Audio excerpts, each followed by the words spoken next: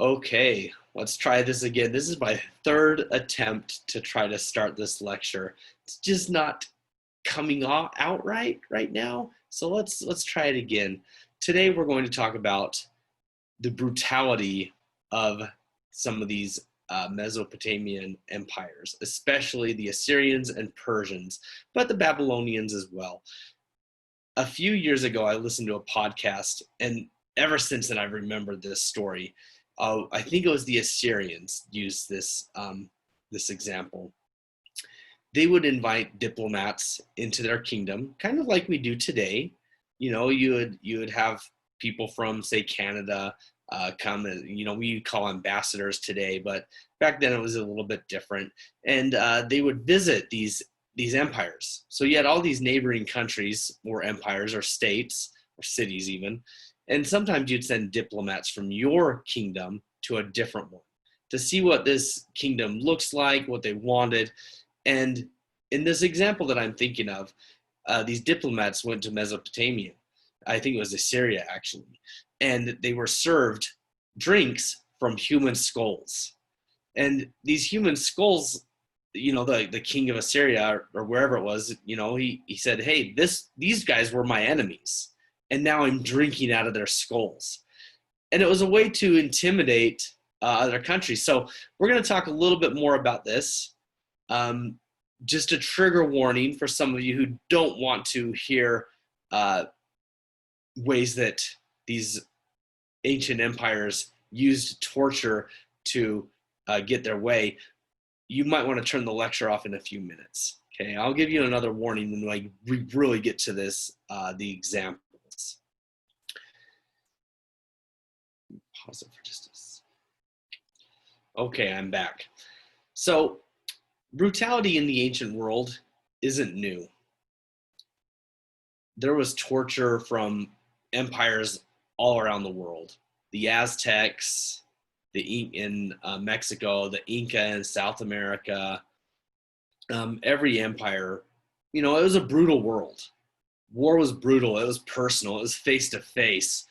But the Mesopotamian empires, like the Babylonians and especially the Assyrians and Persians, would definitely take it to an entirely different level.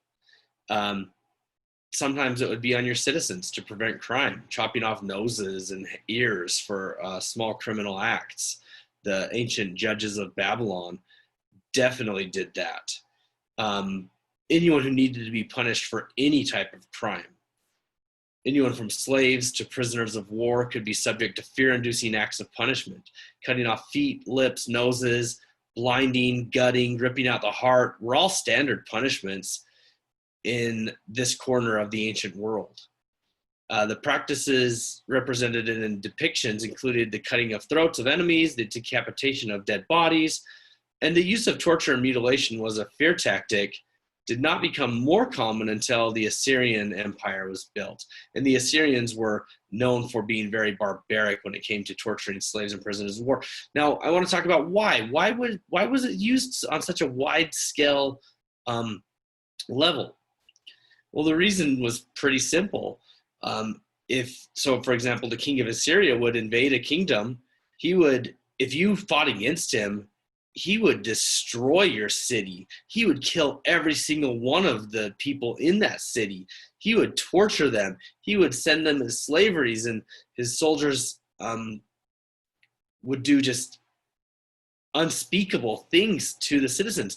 So then when he went to the next city, instead of those cities hiding behind their walls and fighting, a lot of times they would surrender. You know what? It's better to be part of Assyria than to have what happened to this neighbor city happen to us. Genghis Khan did the same thing. So I'm going to share from going forward now a few examples of the Persians, the Assyrians and Persians, what they would do. So if you have a weak stomach, you might consider turning this lecture off right now, and you should be able to answer the questions without hearing examples. of what the Assyrians did to their enemies and even their citizens. Okay, so before I give a few examples of the Assyrians first, keep in mind there's a pretty famous Bible story about Jonah and the well, right?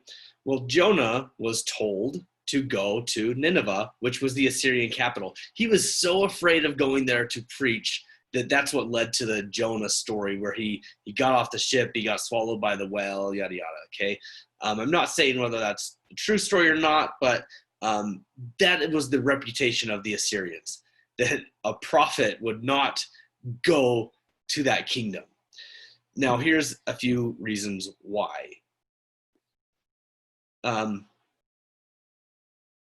The Assyrians were known for their psychological terror.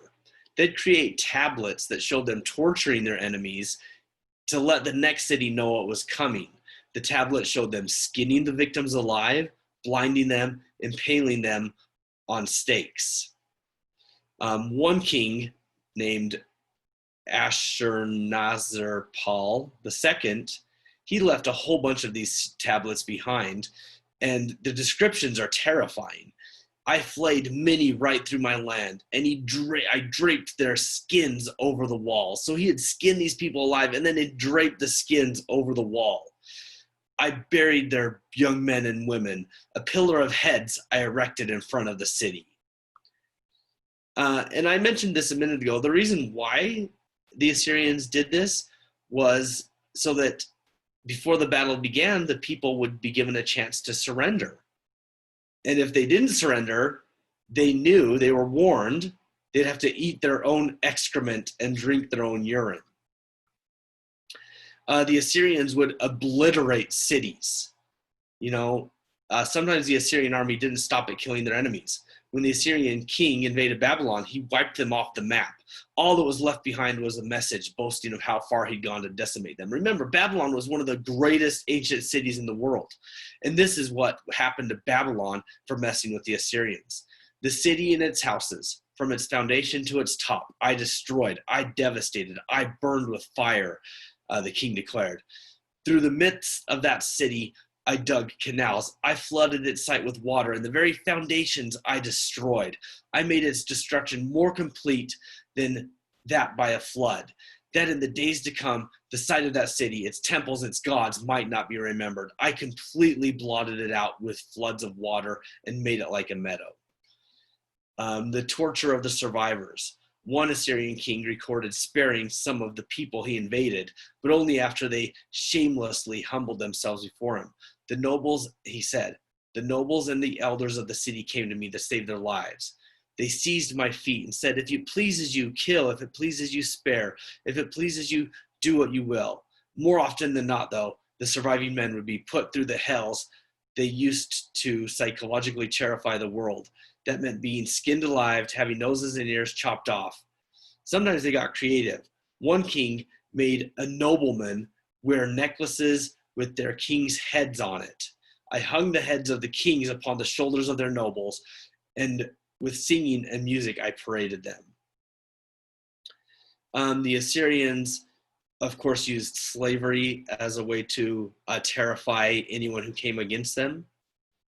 Being forced to drag massive rocks like mules, the rocks were then used to build palaces and wonders for the kings, and the slaves couldn't stop a moment. The women had it even worse. Sometimes they would strip naked to humiliate them and leave them feeling weak and vulnerable.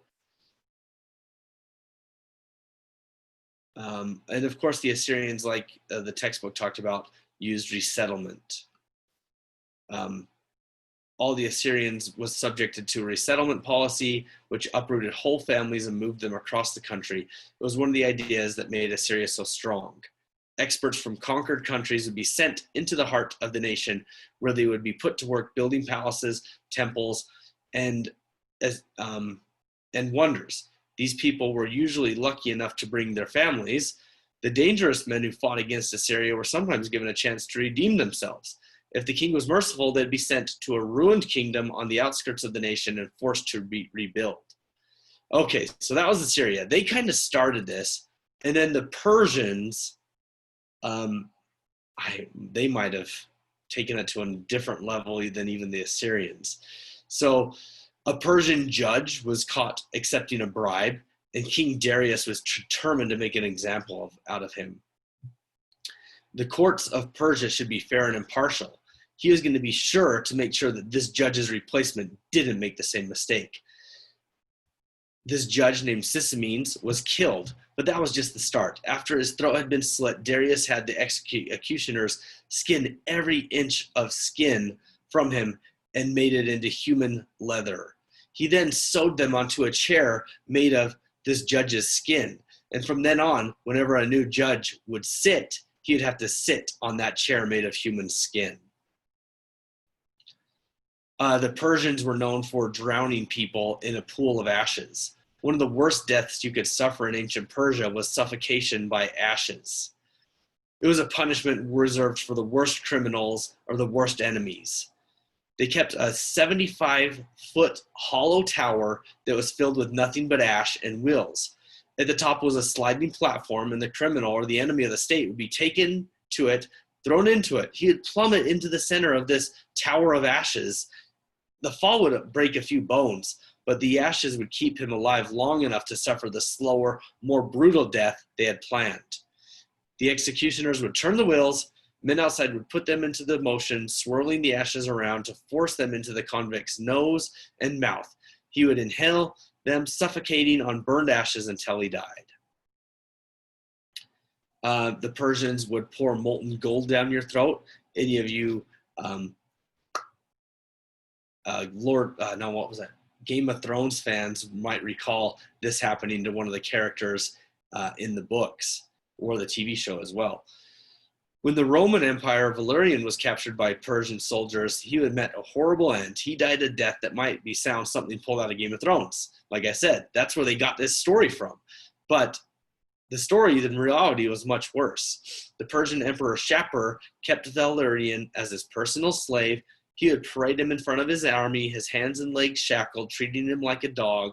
He humiliated him in every way he could. Before mounting his horse, Shapur would make Valerian get down on his hands and knees so he could use him like a stool. When eventually the Persian emperor got bored of this guy, he killed him by pouring molten gold down his throat. Then he had the emperor of Rome taxidermied. Valerian was skinned and stuffed with straw, and his dead body was put on display in a Persian temple, a trophy of gold and human remains.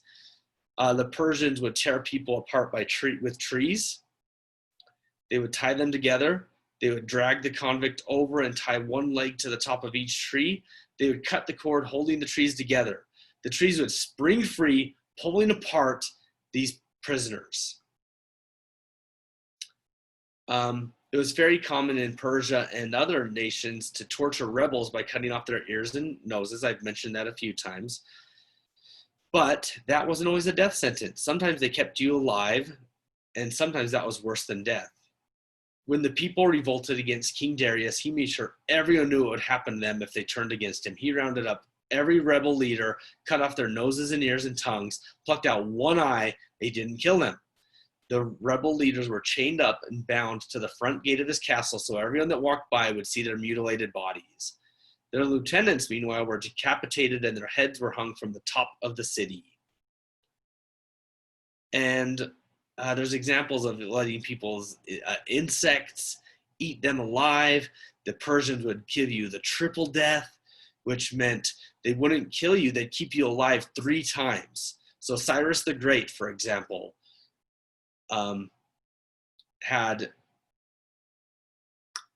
sorry, I'm trying to find where I was at. She first had so they'd pull their eyes out of your head, and once the victim would recover, she'd have him skinned alive, and then they'd nurse this person back to health again before finally crucifying them. And maybe the worst example about a Persian emperor using fear against an enemy wasn't even an enemy. It was just, I don't know how to describe it. I'm just going to read it, okay? A general named Harpagus went through the worst punishment possible for the lightest offense. King Astyages had a dream that his grandson would overthrow him. So he ordered this general to take the infant out in the wilderness and leave him to die. The general Harpagus instead gave the baby to a shepherd who raised the child as his own. After 10 years, the king of Persia, Astyages, found out he'd been disobeyed. But when he did, he was vicious. He cut his own grandson's throat. Oh, I'm sorry, I may have said that wrong. He cut the general's son's throat, chopped him from limb to limb, roasted his flesh, and served him to his dad at a banquet. At first, Harpagus didn't know what he was eating, or even that his son was dead. The king, however, made his servants put the dead boy's head on the table in front of him and taunted him, saying, "Do you know what beast's meat you have been eating?" Harpagus knew what would happen if he tried to take revenge. He couldn't even dare cry in front of the king who had murdered and fed him his own son. He just had to basically say whatever the king does is pleasing. He complimented the king on the dish and asked to take the rest with him. Anyway, so that is kind of our lecture today. The Mesopotamians were known for being brutal, for their torture, and their use of fear as a weapon of war. Now, I want you to go ahead and answer a few questions and have a good rest of your day.